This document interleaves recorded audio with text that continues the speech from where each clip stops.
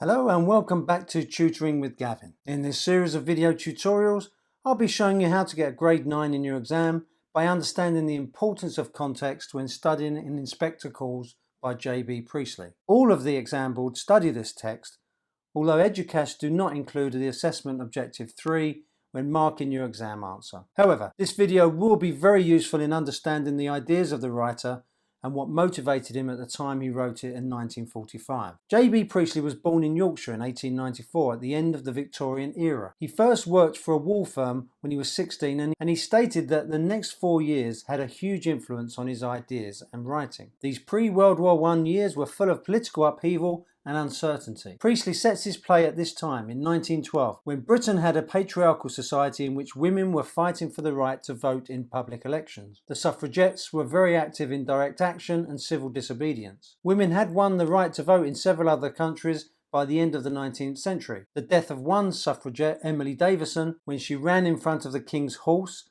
at the 1913 Epsom Derby, made headlines around the world. At the start of the play, we see how Sheila is being used by her father to gain power and influence in society and business with her engagement to Gerald. Eva Smith is exploited in the workplace by Burling and then treated poorly by both Eric Burling and Gerald Croft in what could be seen as sexual abuse by Eric and sexual exploitation by Gerald. Women are asked to leave the room at times in the play and treated like second-class citizens by Burling. Mrs. Burling's attitude to women, particularly the poor, clearly undermines the suffrage movement, while Sheila changes during the course of the play into a more assertive and independent woman of 20th century Britain. This modernisation is explored using dramatic irony,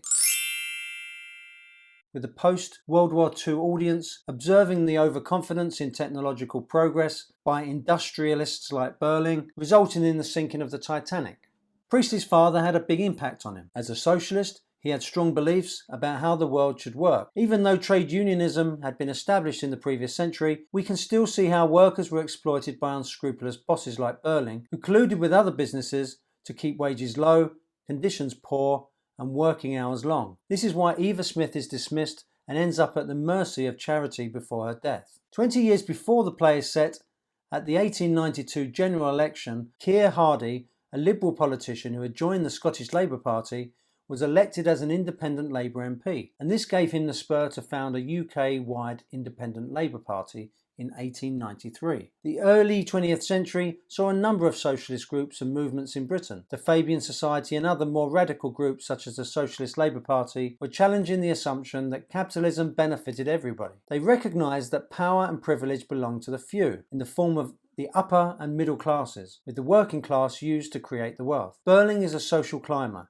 His heart is set on a knighthood. He infiltrates the upper classes by marrying Mrs. Burling and holding several establishment positions such as Lord Mayor, Alderman and Magistrate. Priestley clearly uses Burling to represent capitalism, while Inspector Gall is there to represent Priestley's own socialist ideas. Priestley served in the British infantry in World War I. This would have been traumatic and he almost lost his life on at least 2 occasions. This experience also influenced his ideas about the causes and consequences of war, which are explored in the play. Britain was an imperialist power in the years leading up to the outbreak of First World War. Colonies may have military and geopolitical advantages, but their main purpose is economic. Prior to World War I, the world's largest, richest and most dominant imperial power was Great Britain, which occupied 1/4 of the globe. Other imperial powers included France, Germany, Spain, Russia, Austro-Hungary, USA, Italy and the Ottoman Empire. These nations soon began to rush for new colonies, particularly on the African continent, leading to growing tensions. Germany wanted a share of the imperial pie, so it became a sizable military power. An arms race ensued between the global powers, all scrambling to produce and stockpile weapons and ammunition. In his final speech, Inspector Gall says, "We are members of one body.